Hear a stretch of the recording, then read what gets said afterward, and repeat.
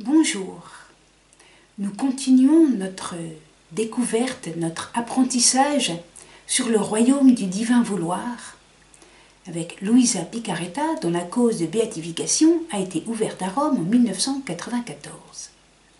Nous commençons par ces versets de la Bible.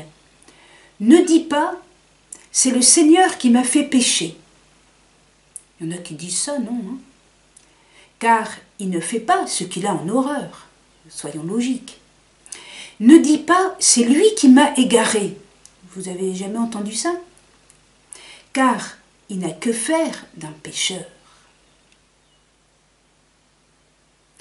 Siracide, verset 15, chapitre 15, versets 11 à 12. Alors nous commençons par ces versets pour souligner la liberté humaine, la responsabilité humaine. Bien sûr, Adam a été tenté par Ève et puis par Satan, mais il est responsable. Et sans doute n'avait-il pas mesuré les conséquences très graves de son attitude. Alors, nous parlons beaucoup d'Adam, parce que justement dans la perspective de la venue glorieuse du Christ, où tout doit être restauré, eh bien, il est important de comprendre les origines pour comprendre la fin. Comprendre d'où l'on vient pour comprendre où l'on va et quel sera le don, le cadeau de Dieu à la fin. On lit dans le journal de Luisa ces paroles d'une douceur et d'une bonté ineffable. Dieu dit, Dieu parle à Adam, « J'ai tout créé pour toi. Je t'ai donné tout le domaine, tout est à toi et tu seras tout à moi. Tu ne peux pas entièrement comprendre les océans d'amour, les relations intimes et directes, la similitude qui existe entre le Créateur et la créature. Ah, si la créature savait combien est belle son âme, combien de dons divins elle contient, et comment elle surpasse toutes les choses créées en beauté, en puissance, en lumière, afin que nous puissions dire, c'est un petit Dieu qui contient le monde entier. Oh, combien elle s'estimerait davantage et ne tâcherait plus de la moindre faute, une beauté si rare, un prodige porteur de la puissance créatrice.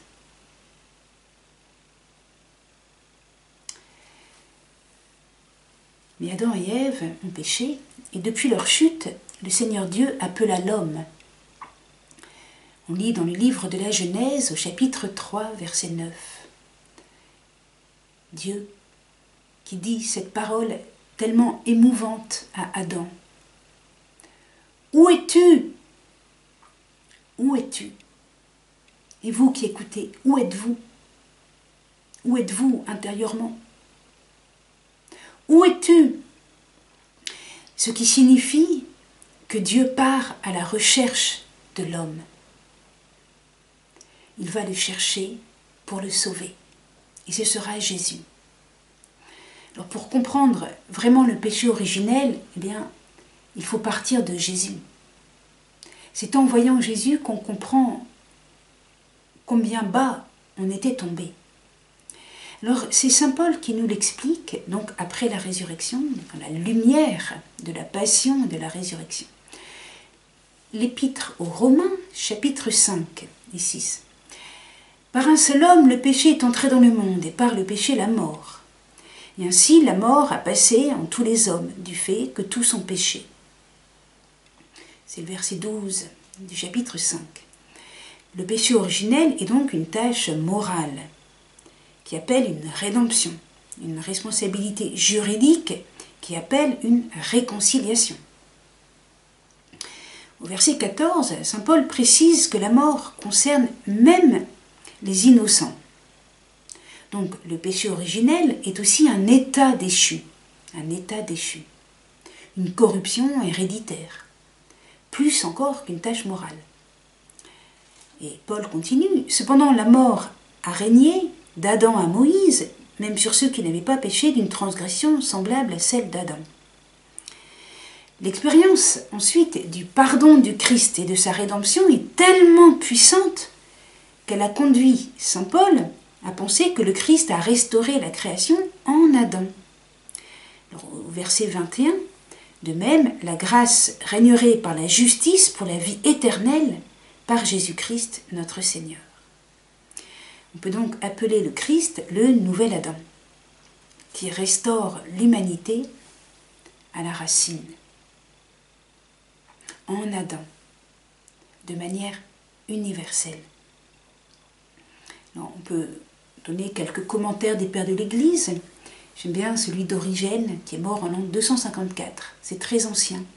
Il parle d'Adam comme d'un prophète, de la prophétie d'Adam. Eh bien, pourquoi ? Parce que Adam était d'abord innocent avant de pécher. Et donc, l'état immaculé d'Adam est une forme de prophétie. Ça nous montre l'homme tel qu'il aurait dû être. Il nous explique que le Christ est le Rédempteur. Comment le Christ est-il le Rédempteur ? Eh bien, par son âme. C'est pour cela que j'aime bien Origène, parce qu'il parle de l'âme du Christ. C'est-à-dire qu'il prend les choses par l'intériorité, par la vie spirituelle. Écoutez ce qu'il dit de l'âme du Christ. Cette âme qui, comme le fer dans le feu, se trouve toujours dans la parole, toujours dans la sagesse, toujours en Dieu. Tout ce qu'elle fait, tout ce qu'elle pense, tout ce qu'elle comprend est Dieu.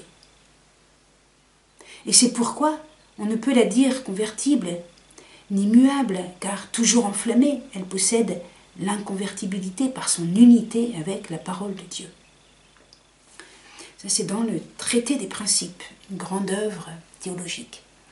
Dans une œuvre apparemment plus simple, le commentaire du Cantique des Cantiques, Origène nous explique que le Christ veut se communiquer à nous.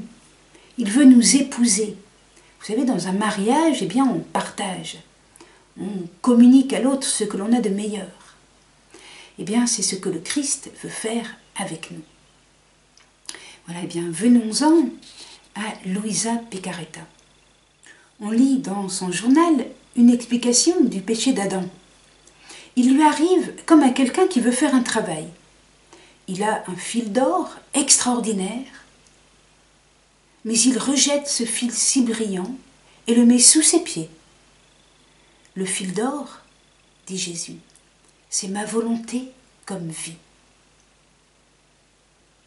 Et il n'y eut plus que le fil de sa volonté humaine, que vous pouvez appeler un fil de fer. Le pauvre, il ne pouvait plus faire avec le fil d'or, rempli avec le soleil brillant de ma volonté. Il a dû se contenter de la fabrication avec le fil de fer, et même d'un sale travail plein de passion. Voilà. La volonté humaine seule est misérable. Il faut que la volonté humaine s'unisse à la divine volonté. À ce moment-là, tout est brillant, tout est glorieux. Je continue. Les choses sont telles qu'elles ont été créées. Seul l'homme a dévié.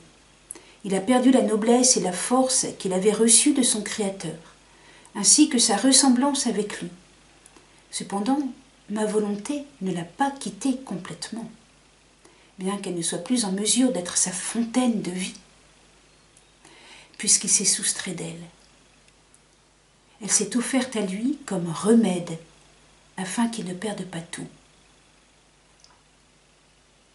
Le remède, c'est Jésus, en son incarnation, en sa passion. Jésus explique à Luisa qu'en son humanité, il a repris l'héritage qu'Adam avait négligé. Ça nous permet de méditer sur la vie de Jésus d'une façon tout à fait renouvelée, étonnante. Quand nous avons créé l'homme, notre suprême volonté voulait qu'il vive dans la nôtre. Il devait prendre ce qui est à nous, vivre à nos dépens, imiter notre volonté et produire autant d'actes divins que d'actes humains, réalisés dans notre volonté. Il était ainsi habilité à s'enrichir de toutes les bonnes choses que contient notre volonté. Mais comme il a voulu vivre dans sa propre volonté, l'homme a quitté sa patrie et perdu tous ses biens qui lui étaient dévolus. Ainsi, tous nos biens sont demeurés sans héritier. Ces biens étaient immenses et il n'y avait personne pour en prendre possession.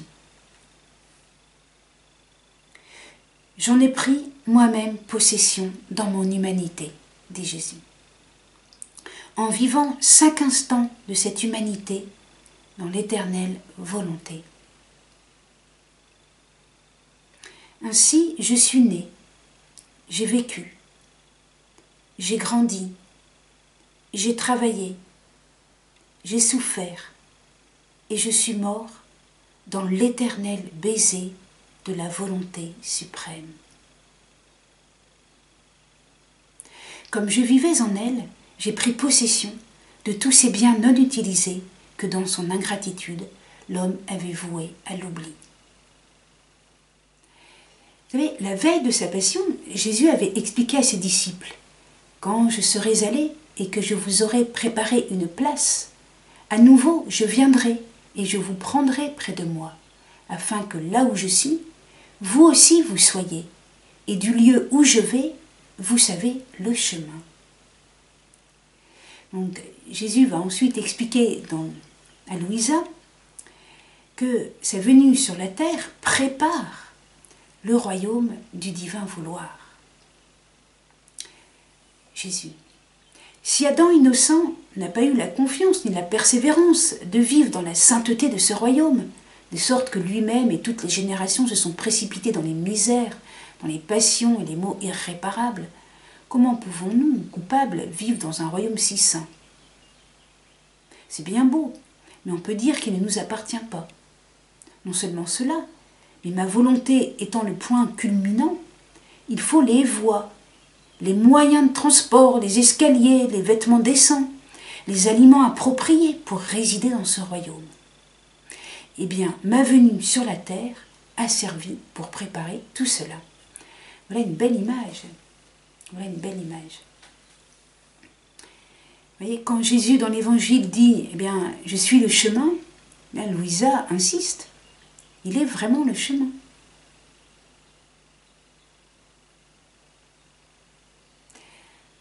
Quand Jésus nous donne son Eucharistie, bien, il est vraiment l'aliment qui nous prépare à vivre dans le royaume du divin vouloir. Quand Jésus nous donne sa grâce, eh bien, il nous donne le moyen de transport vers le royaume du divin vouloir, etc. Ailleurs, Jésus précise, lorsque le fil de l'humain vouloir se mêle au mien, investissant tous les actes et les peines de ton Jésus, je sens la joie d'avoir été conçu, d'être né. Je me sens heureux d'avoir pleuré par amour pour la créature. Tout ceci nous invite, eh bien, à puiser en Jésus, à puiser les trésors de la rédemption afin, eh bien, de pouvoir être choisi, de pouvoir recevoir les grâces pour entrer dans ce beau royaume du divin vouloir, où notre volonté humaine sera unie à la divine volonté, pour eh bien, faire nos œuvres avec un fil d'or et non pas avec un fil de fer. Et ce fil d'or, eh bien, c'est la vie de Jésus, rien que ça. Alors, nous lisons dans l'Écriture 3 notions très proches, presque synonymes. Régénération, restauration, récapitulation. Jésus dit à ses disciples, dans la régénération, quand le Fils de l'homme siégera sur son trône de gloire, vous siégerez vous aussi sur 12 trônes. Matthieu 19, 28. La régénération. C'est un événement futur.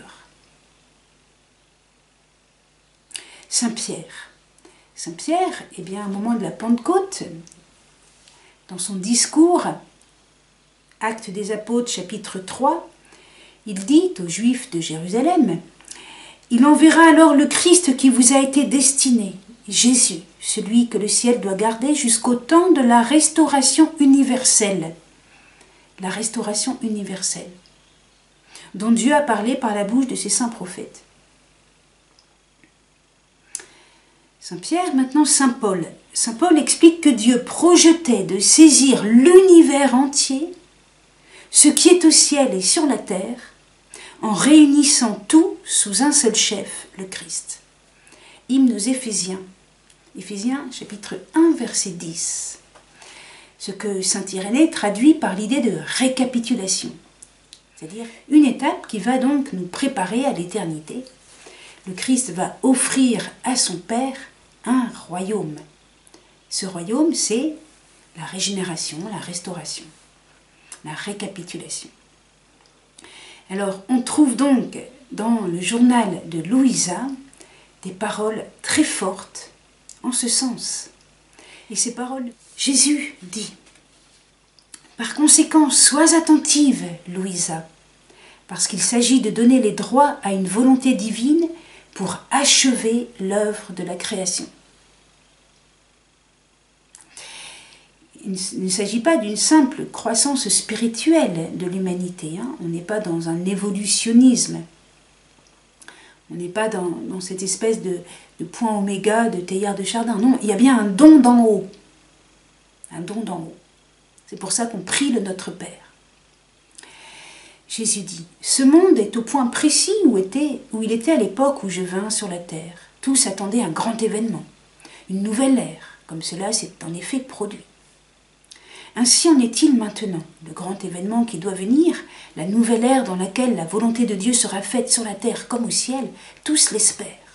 Ils sont inquiets du présent sans savoir ce que sera cette nouveauté, ce changement, comme on ne se rendait compte de rien quand je suis venu sur la terre. » C'est vraiment une certitude indubitable. Et Jésus dit encore à Louisa, le fait que la création existe encore, après tant d'ingratitude humaine et de péchés qui font horreur, annonce la certitude du règne de ma volonté sur la terre. Mais me direz-vous, la régénération, elle commence maintenant, n'est-ce pas? En un sens, oui, bien sûr, et l'Écriture le dit aussi.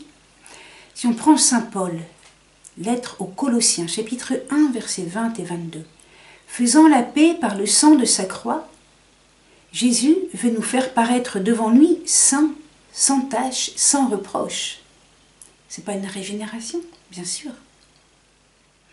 Et encore, saint Paul, dans la lettre à Tite, au chapitre 3, en parlant du baptême, il parle du bain de la régénération. Autrement dit, lorsque nous vivons la grâce de notre baptême, eh bien sûr que nous réparons les péchés, nous nous régénérons. Et Origène a cette très belle image en disant que nous régénérons le parfum que Dieu nous a donné à la création. Alors nous donnons à Dieu notre parfum, mais c'est en fait le parfum que Dieu nous avait donné. C'est donc bien une régénération. Alors Louisa a parfaitement conscience que ce genre de régénération a déjà commencé. On lit par exemple « Un acte accompli dans ma divine volonté se place dans l'ordre divin, et par sa puissante autorité, son amour séduisant, sa beauté ravissante, ses joies et ses douceurs infinies. Il domine sur tous, renferme tout en lui. Une âme qui vit dans ma volonté forme la vie de l'amour en elle, et en tant que vie, elle prend la suprématie sur tout son être. Ainsi, ses pulsations, sa respiration, le mouvement, le regard, le pas, la volonté, tout n'est qu'amour. Cependant, lorsque Jésus dit dans la régénération, quand le Fils de l'homme siégera sur son trône de gloire, etc., il s'agit bien d'un événement au moment de la venue glorieuse. Et Louisa n'était pas tellement habituée à entendre cette dimension. Et donc Jésus insiste. « Ma bonne fille, il est décrété dans le consistoire de la très sainte Trinité que ma divine volonté aura son royaume sur la terre.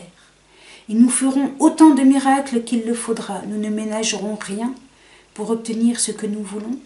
Nous utilisons toujours les moyens les plus simples, mais assez puissants pour submerger le ciel et la terre, toutes les créatures. Oh, comme l'homme sera heureux. Avec notre souffle, nous allons le restaurer, l'assainir, le guérir. Nous allons le restaurer, l'assainir, le guérir. Voilà une traduction des mots régénération de l'évangile de Matthieu ou restauration des Actes des Apôtres au chapitre 3. Merci, au revoir, à bientôt.